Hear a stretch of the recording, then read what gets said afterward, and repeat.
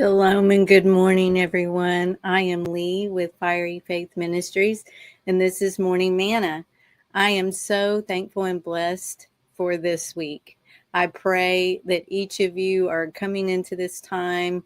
I look at it as a season of remembrance, and we're remembering so many things and reflecting on the magnificence of our Father and the greatness and the mercy that he's shown each and every one of us. Good morning, everyone here. I just want to say a quick good morning to all my brethren that are here with me. We have Wirewool and Andrea and Betty and Nina. Shalom, everyone. I'm so glad to see you. My husband, James, Amanda, and Sue. How blessed I am with each and every one of you that are here to gather and fellowship together to get this day started. Or like Sue, you're I'm not sure what time it is there, but it's way ahead of where we are right now.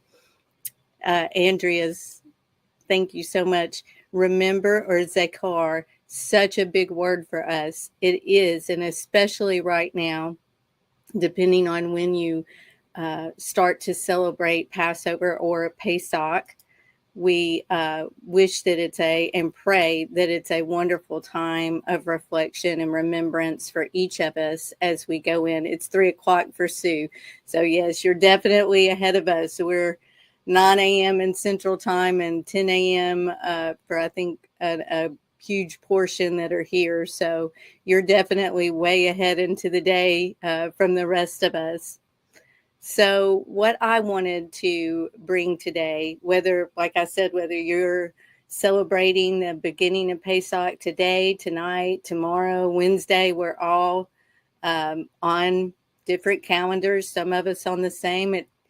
I honestly think that the Father sees the effort that we're giving, and it's pleasing to Him, that it means so much to us that we are doing our due diligence to keep this time with Him. Good morning, Sherry. Shalom. So glad to see you as well. So I think it's a pleasing aroma to Him, and it delights Him. He delights in us, and He sees that we are loving Him and the Messiah, and we want to remember. We want to do as best we can with the words that we've been given to keep this special time with Him. And that's the thing. We want to draw closer to Him. We want Him to draw closer to us. And in this time of remembrance and reflection, I think He's okay with whatever it is we're making that effort. That's what matters. And as you study this out and you look into the history of Passover, after Exodus, and you see how they kept it even in the time of Messiah, we see that. Good morning, Eileen. Shalom. Glad to see you as well. We see that there was a pilgrimage every year. And as they journeyed to the holy city, they would sing the songs of ascent, which is in Psalms. But first, I was going to read in Numbers 9:1 through 9:5, the explanation or the words that we were given or that the Israelites were given in the desert, right? So, and Yahweh spoke unto El Moshe in the wilderness of Sinai in the first month of the second year, after they were come out of the land of Mitzrayim, saying, let the children of Yasharel also keep the Pesach at his appointed time.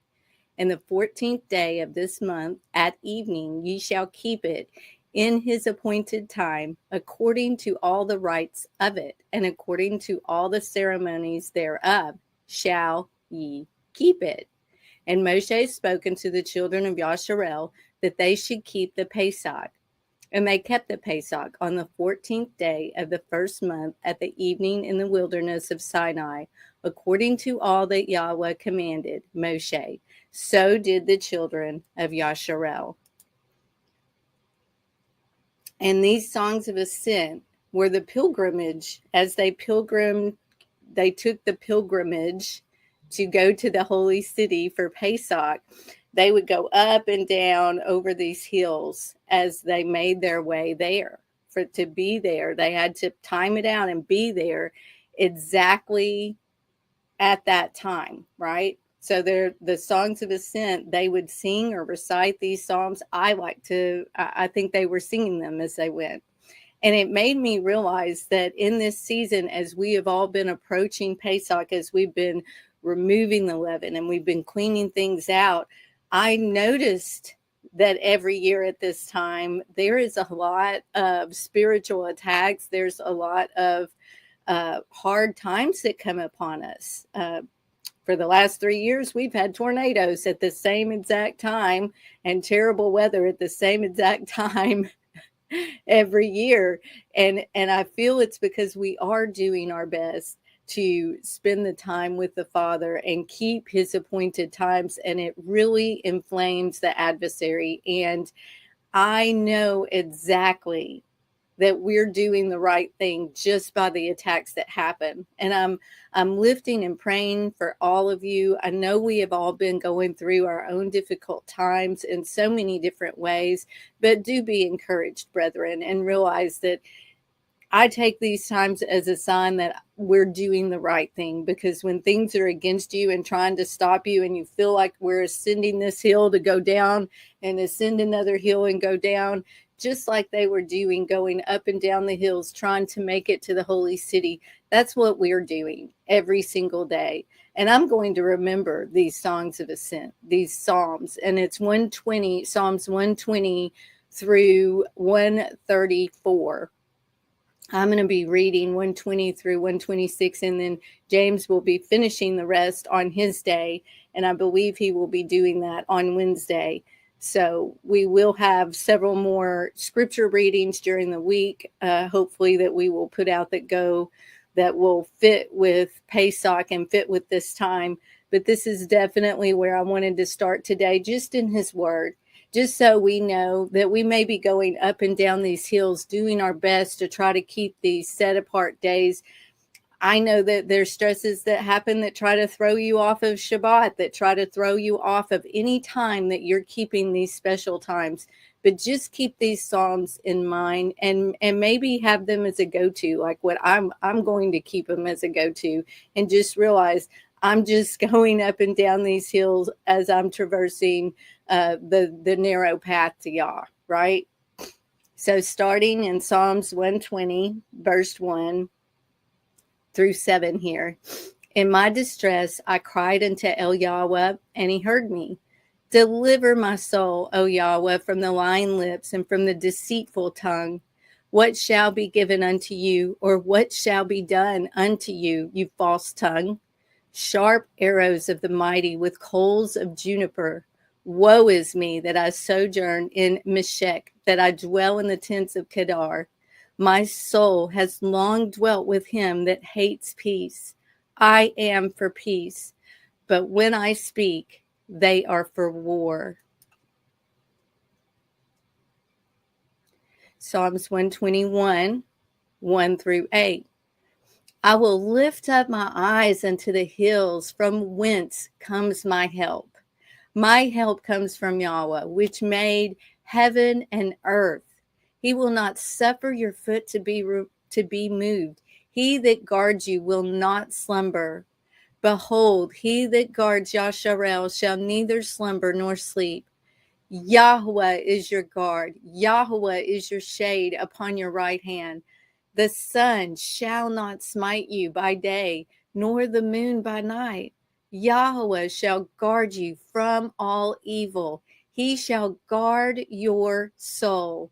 Yahweh shall guard your going out and your coming in from this time forth and forevermore. Psalms 122, 1 through 9. I was glad when they said unto me, let us go into the house of Yahweh. Our feet shall stand within your gates. O Jerusalem, Jerusalem is built as a city that is compact together. Whether the tribes go up, the tribes of Yah, unto the testimony of Yasharel, to give thanks unto the name of Yahweh. For there are set thrones of judgment, the thrones of the house of David. Pray for the peace of Jerusalem. They shall prosper that love you.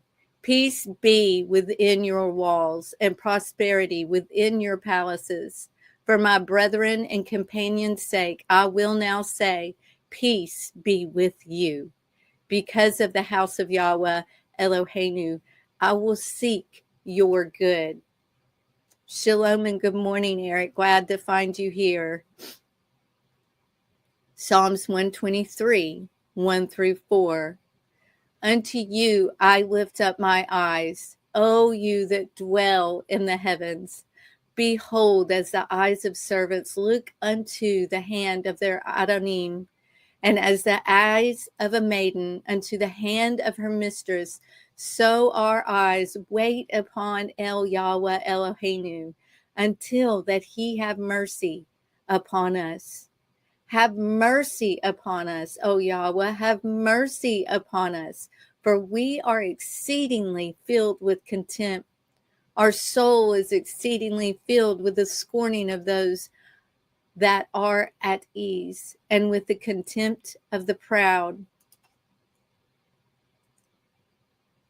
Psalms 124, 1 through 8.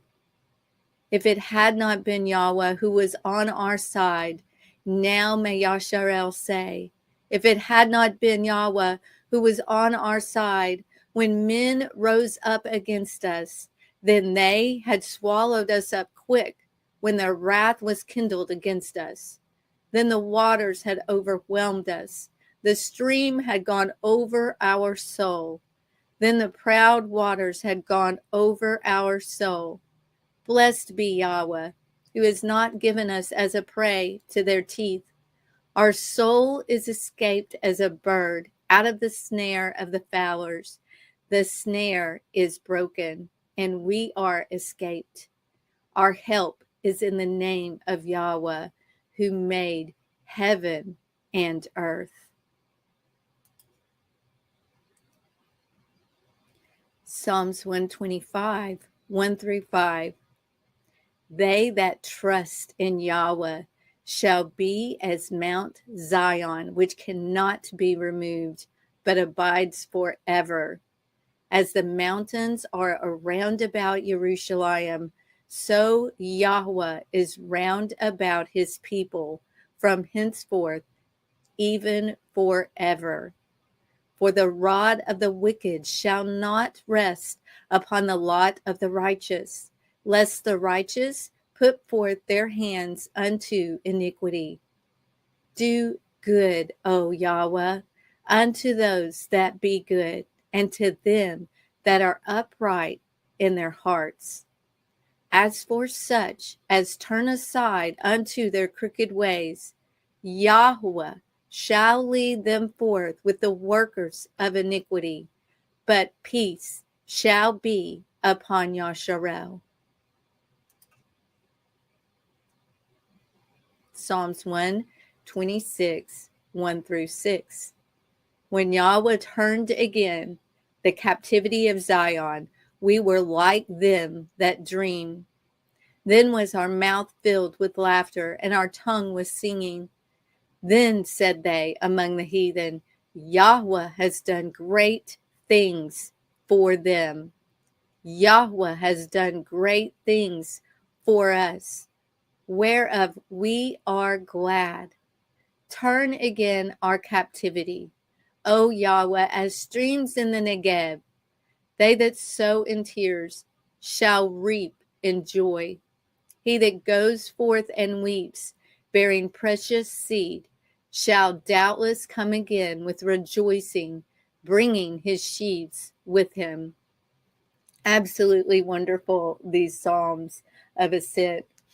And I think they are something that we can go to, we can lean into and glean to and see. These were the words, these were the songs that even Yahusha sang, probably, when he was on his way pilgrimages, I can't say that word, on his way to the holy city I only could say it 3 times, and I met the quota earlier. So on his way, I imagine him and the Talmudim singing these songs as they went, and probably from the time when he was very little up. These were things that they would have done. This is what all of them did. And to me, these words, I realized he was singing them as he went up and down those hills, as he was beginning and even ending his ministry. These were some of the last things that he sang as he was headed there. And I believe that when I read these, it really gets me. James will finish the remaining verses from 127 to 134. But there is something there that we can lean into in knowing how important these words are, and who spoke them, who sang them, and what they mean.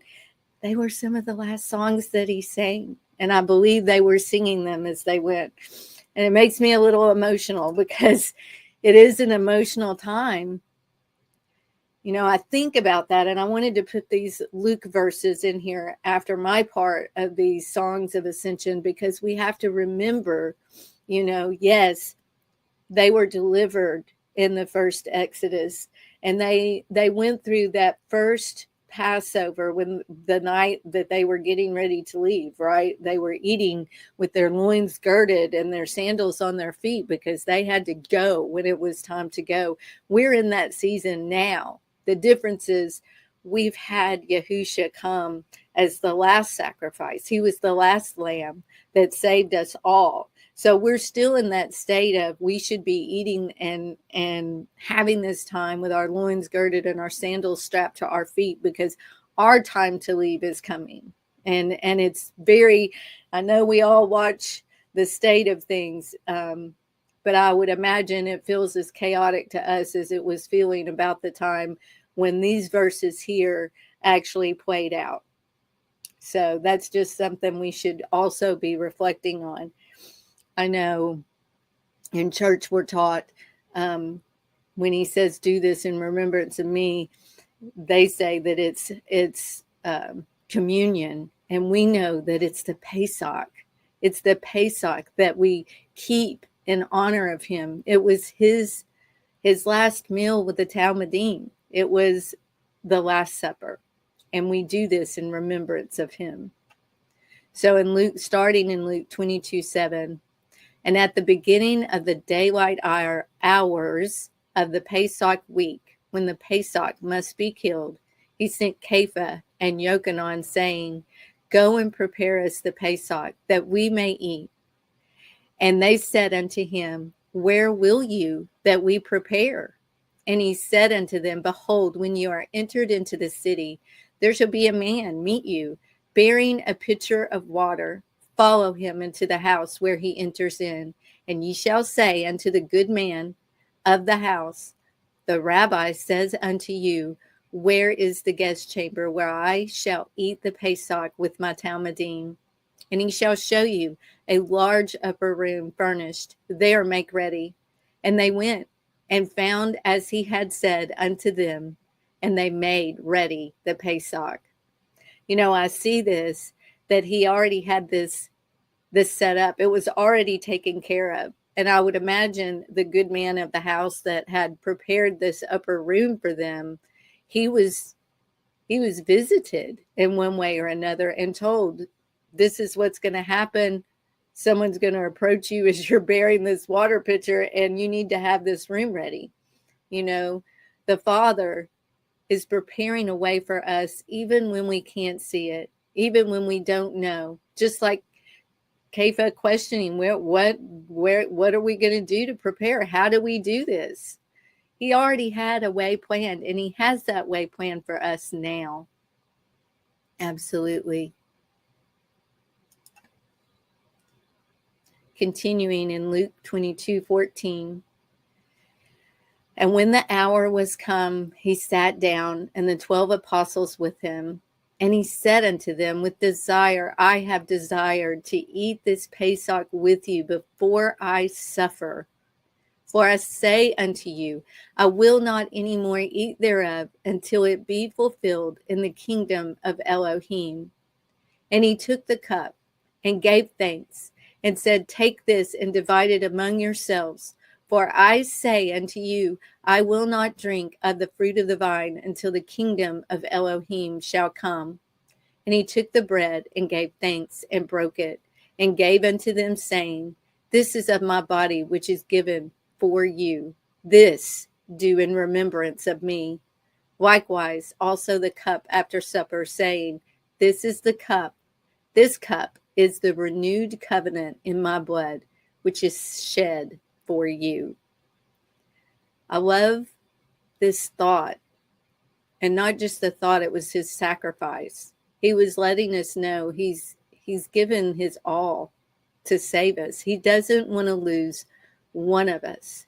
And this time of Pesach, of coming together, this remembrance, this time of reflection, I feel it's just ever as important to visualize this scene, to visualize that it's him handing these things directly to us.